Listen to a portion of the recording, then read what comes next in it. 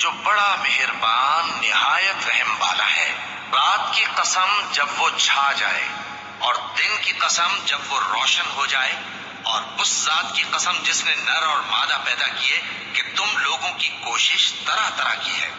سو جس نے اللہ کے راستے میں مال دیا اور پرہیزگاری کی اور بہترین بات یعنی کلمہ توحید کو سچ جانا، تو اس کو ہم آسان طریقے کی توفیق دیں گے، اور جس نے بخل کیا اور بے پرواہ بنا رہا اور بہترین بات کو جھوٹ سمجھا، تو ہم اسے رفتہ رفتہ سختی میں پہنچا دیں گے، اور جب وہ دوزخ کے گڑھے میں گرے گا تو اس کا مال اس کے کچھ بھی کام نہ آئے گا۔ یقیناً راہ دکھا دینا ہمارا ذمہ ہے، اور بے شک آخرت اور دنیا ہماری ہی ملکیت ہے۔ سو میں نے تم کو بھڑکتی آگ سے خبردار کر دیا ہے، اس میں وہی داخل ہوگا جو بڑا بدبخت ہے، جس نے جھٹلایا اور منہ پھیرا، اور جو بڑا پرہیزگار ہے وہ اس سے بچا لیا جائے گا۔